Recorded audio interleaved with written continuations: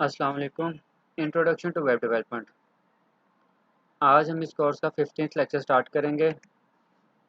आज के लेक्चर में हम बॉक्स मॉडल पढ़ेंगे।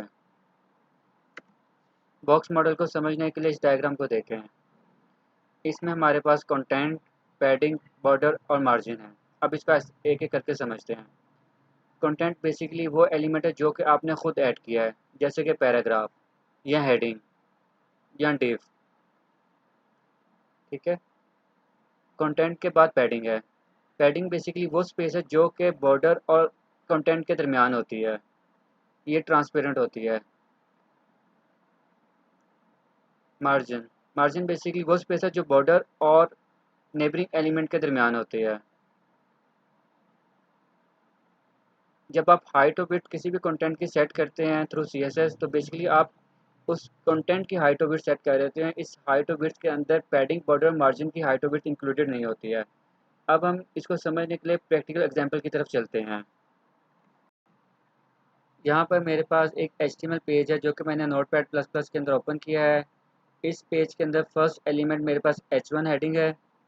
फिर उसके बाद एक डिव है जिसकी आईडी बॉक्स है। इस डिव के अंदर एक और डिव है जिसकी आईडी क्या है, कंटेंट है। और इस डिव के अंदर कुछ डमी टेक्स्ट मैंने ऐड किया है। इसके साथ साथ इसकी सीएसएस फाइल भी देखते हैं। सीएसएस फाइल के अंदर बॉक्स के लिए मैंने बैकग्राउंड कलर ब्लू डिफाइन किया है और कंटेंट के लिए बैकग्राउंड कलर ग्रीन डिफाइन किया है। हैश साइन इसलिए ऐड किया है क्योंकि ये आईडी सिलेक्टर है। अगर आप इस पेज को ब्राउज़र पे ओपन करें तो आपको बॉक्स मॉडल हेडिंग यहाँ पर आ गई है और डिव नज़र आ रही है जो कि this is my div tag and this is awesome div. एक चीज़ देखें कि आपके पास यहाँ पर थोड़ी सी स्पेस लेफ्ट साइड पे भी आ रही नज़र और थोड़ी सी स्पेस राइट साइड पे भी है। ये क्यों है? इसको समझने के लिए आपने इंस्पेक्ट एलिमेंट पे क्लिक करना है।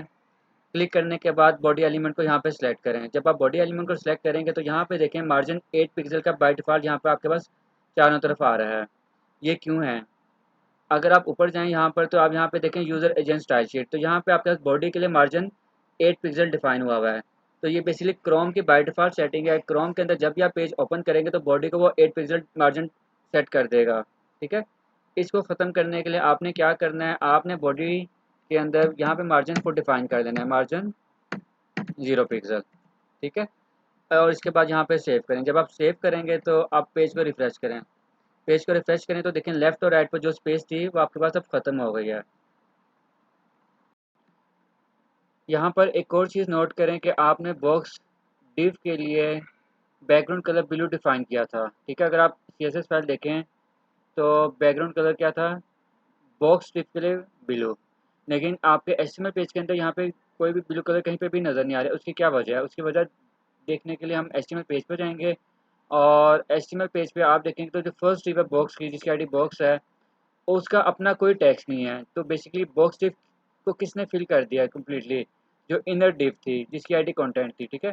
अगर तो आप इसकी भी डिव, इसका भी कोई टेक्स्ट लिखेंगे जैसे this is my first div. ठीक है? और फिर पेज को सेव करें। सेव करने के बाद आप रिफ्रेश करें तो अब देखेंगे आपको यहाँ पे इसका बैकग्राउंड कलर नज़र आ रहा है क्योंकि अब पहली डिव के भी अपने कंटेंट्स हैं। लेकिन इसको हम दोबारा रिवर्ट कर लेते हैं और यहाँ से कंटेंट्स ख़त्म कर देते हैं।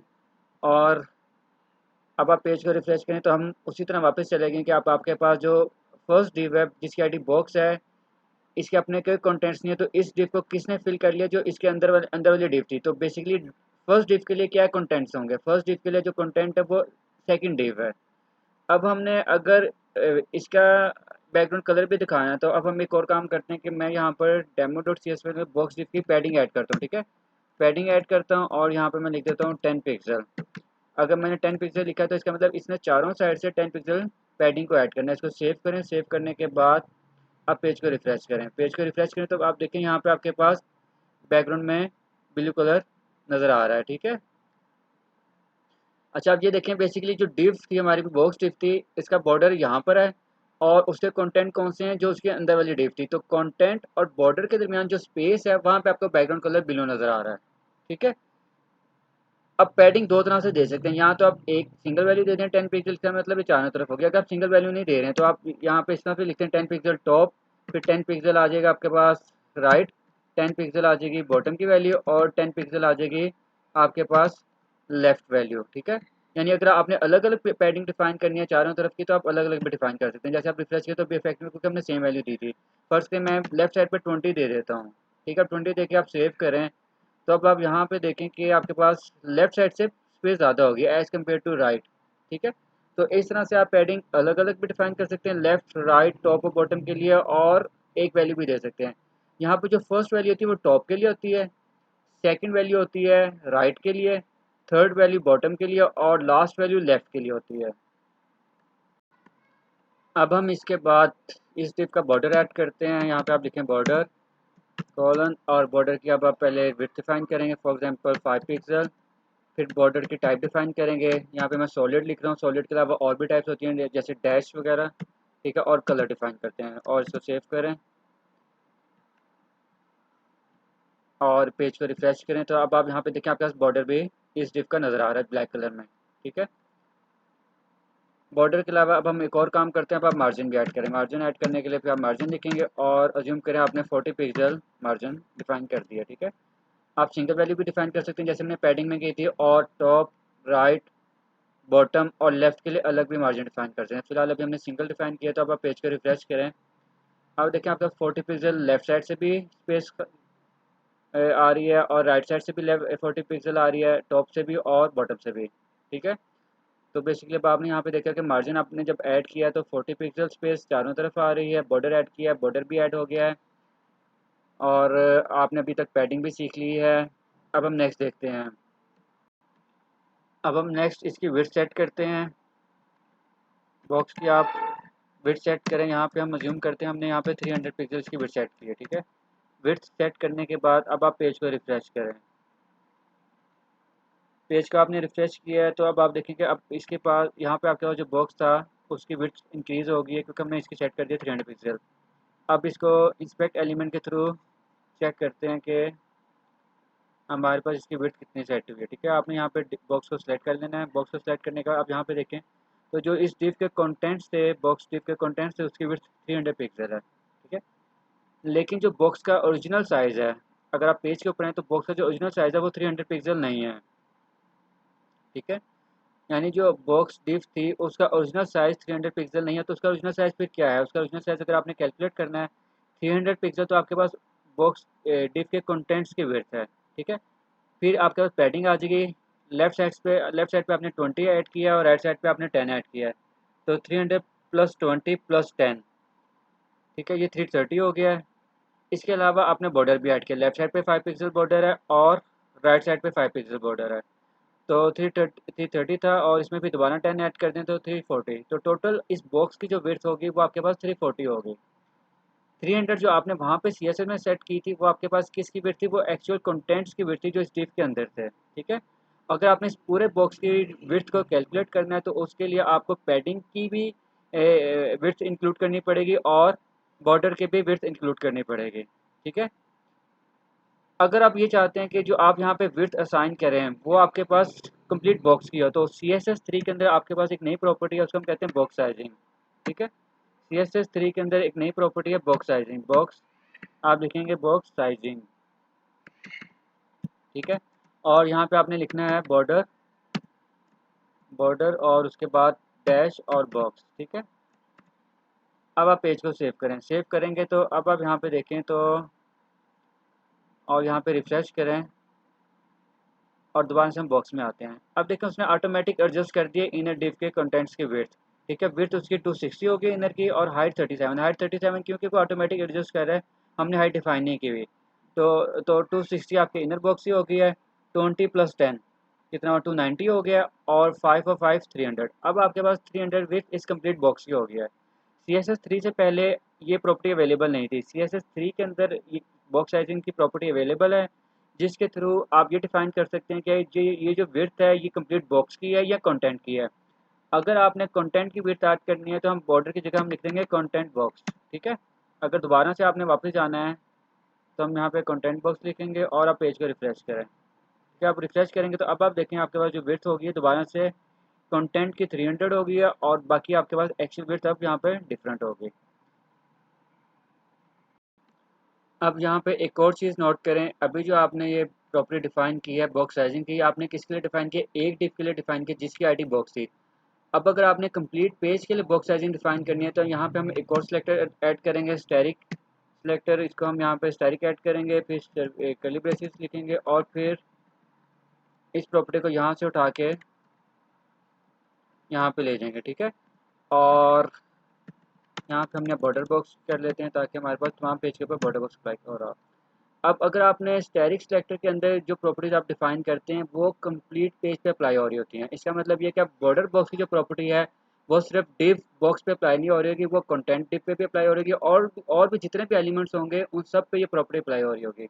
तो ऐसी प्रॉपर्टीज जो आपने तमाम पेज के लिए डिफाइन करनी हो आप उसको उसको स्टैटिक सिलेक्टर के अंदर डिफाइन करते हैं। आप पेज को सेव करें, सेव करने के बाद रिफ्रेश करें तो यहाँ पे देखें अब आपका दोबारा डिव का जो साइज़ है वो चेंज हो गया। और अगर यहाँ पे देखें तो इसकी अब एक्चुअल जो बॉक्स की है विड्थ थी वो 300 पिक्सल होगी, क्योंकि अब आपने इसको डिफाइन कहाँ पे कर दिया, स्टैटिक सिलेक्टर के अंदर डिफाइन कर दिया, और ये प्रॉपर्टी कंप्लीट पेज पे जितने भी एलिमेंट्स थे उन सब के लिए अप्लाई हो रही है।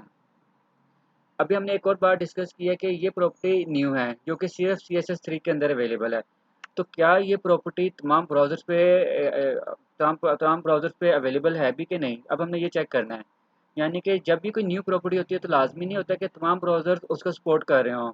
अब अगर हमने ये चेक करना हो कि भाई ये वाली जो प्रॉपर्टी है बॉक्स साइजिंग, क्या तमाम ब्राउज़र इसको सपोर्ट करते हैं कि नहीं करते, तो उसको चेक करने के लिए आप क्या करेंगे, आपने ब्राउज़र में वेबसाइट ओपन करनी है canIuse.com, ठीक है। canIuse.com आप ओपन करें और उस इसको ओपन करने के बाद जो इसकी सर्च बार है वहाँ पे आपने लिखना है border box, border dash box, ठीक है। आप बॉर्डर बॉक्स लिखें, ठीक है।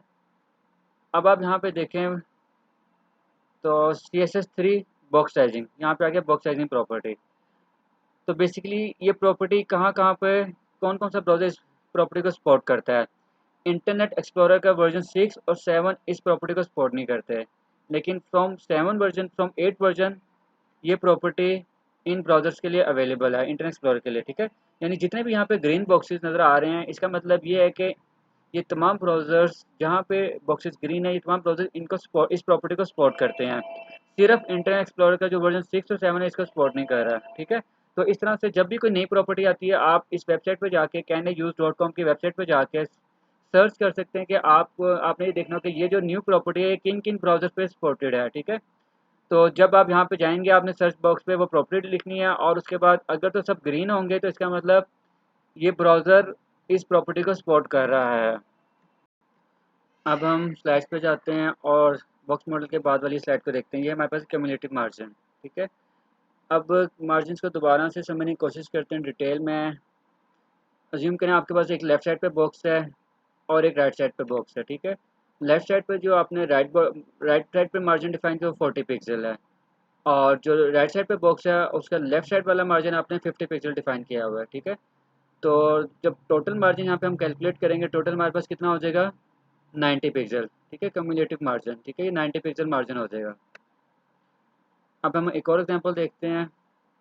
अब यही बॉक्सेस अगर आपके पास टॉप और बॉटम की साइड पर, ठीक है, यानी एक बॉक्स ऊपर है एक बॉक्स नीचे है। ऊपर वाले बॉक्स का जो मार्जिन है बॉटम साइड पे वो है आपके पास 20 पिक्सल, और जो नीचे वाला बॉक्स है उसका टॉप मार्जिन जो है आपके पास 30 पिक्सल है। तो जो आपने अभी कैलकुलेशन सीखी है इसके मुताबिक ये मार्जिन टोटल कितना होना चाहिए 50 पिक्सल, लेकिन ये ऐसे नहीं होता है, ठीक है। जब एलिमेंट्स आपके पास इस लेआउट में डिफाइन हुए हैं तो जो मार्जिन बड़ा होता है इन द एंड वही मार्जिन कैलकुलेट हो रहा होता है, ठीक है। मार्जिन कोलैप्स हो जाते हैं। कोलैप्स होने से मतलब ये है कि अगर नीचे वाले बॉक्स का मार्जिन 30 पिक्सल है और ऊपर वाले बॉक्स का बॉटम मार्जिन 20 पिक्सल है तो फिर जो वैल्यू बड़ी होगी वो अप्लाई हो रही होगी। तो टोटल यहाँ पे मार्जिन कितना होगा 30 पिक्सल अप्लाई हो रहा होगा। अब हम इसको कोड करके देखते हैं। प्रैक्टिकल करने के लिए हम कोड पे आते हैं। कोड में आपने यहाँ पर आपके पास जो है HTML पेज में सबसे पहले आपके पास हेडिंग और डिव है, ठीक है। हम क्या करेंगे, हम H1 के लिए भी आप एक मार्जिन डिफाइन करते हैं, ठीक है। यहाँ पे आपने लिखना है H1 और H1 का लेकिन हम सिर्फ बॉटम मार्जिन डिफाइन करेंगे, ठीक है, मार्जिन बॉटम। और फर्स्ट करें आप ये 30 पिक्सल डिफाइन कर रहे हैं और आपने यहाँ पर बॉक्स के लिए आप टॉप का डिफाइन करते हैं और जूम कर अभी हम 20 करते हैं, ठीक है। पेज को रिफ्रेश सेव करें, सेव करने के बाद यहाँ पे रिफ्रेश करें, ठीक है। तो अब देखिए यहाँ पे आपके पास अभी 30 पिक्सल मार्जिन यहाँ पे शो हो रहा है, ठीक है। 20 पिक्सल जो है वो यहाँ पे शो नहीं हो रहा, टोटल यहाँ पे वैल्यू 30 पिक्सल है। अब आप बॉक्स को जो है, बॉक्स के मार्जिन को फर्स्ट करें आप 60 कर दें, ठीक है। अब 60 करेंगे तो अब यहाँ पे जो शो हो रहा होगा, अब बड़ी वाली कौन सी है, बड़ी वाली आपके पास बॉक्स की आ गई है, बड़ी वाली अब बॉक्स की आ गई है, तो इसका मतलब अब यहाँ पे आपके पास हाइट चेंज हो रही है। एक और चीज़ यहाँ पर देखें कि अभी आपके पास H1 है, H1 के ऊपर भी आपके पास कुछ स्पेस यहाँ पे नज़र आ रही है, वो क्यों नज़र आ रही है? उसके लिए आपने इंस्पेक्ट एलिमेंट को ओपन करना है और यहाँ से H1 को सिलेक्ट करें। H1 को सिलेक्ट किया तो आप देखें कि ब्राउज़र की जो डिफ़ॉल्ट सेटिंग है उसमें भी उसने कुछ मार्जिन डिफ़ाइन किए, मार्जिन ब्लॉक स्टार्ट और एंड डिफ़ाइन किया हुआ है, ठीक है। इसलिए आपके पास ये लेफ़्ट और टॉप और बॉटम पे कुछ स्पेस नज़र आ रही है। अब अगर आपने इसको ख़त्म करना है, H1 के लिए भी ख़त्म करना है, पहले तो हमने बॉडी में मार्जिन डिफ़ाइन किया था 0, तो ये सिर्फ बॉडी एलिमेंट के लिए, बॉडी एलिमेंट के लिए यूज़ हो रहा है, प्रॉपर्टी H1 पे अप्लाई नहीं हो रही है। अगर आप चाहते हैं कि प्रॉपर्टी सब पे अप्लाई हो, तमाम एलिमेंट्स पे अप्लाई हो, तो आप यहाँ पे इसको कट कर लें और आपने किस सेलेक्ट में डिफाइन करनी है, स्टैटिक सेलेक्ट में आप इसको डिफाइन करेंगे, ठीक है। सेव करें, सेव करने के बाद अब हम पेज को रिफ्रेश करते हैं। अब आपने रिफ्रेश किया तो देखें बॉक्स का जो H1 हेडिंग वो बिल्कुल टॉप पे चले गया, ठीक है। तो अब आपने यहाँ तक क्या क्या सीख लिया, आपने मार्जिन को डिफाइन करना सीख लिया है, ठीक है। और उसके अलावा पैडिंग को सीखा है कि पैडिंग क्या होती है, ठीक है। मार्जिन सीखा है, मार्जिन के बाद आपने बॉर्डर सीखा है, बॉर्डर के बाद आपने पैडिंग सीखी है और पैडिंग के बाद देखा है कि कंटेंट, एक्चुअल जो कंटेंट होता है उसकी हाइट और विड्थ को हम कैसे सेट करते हैं।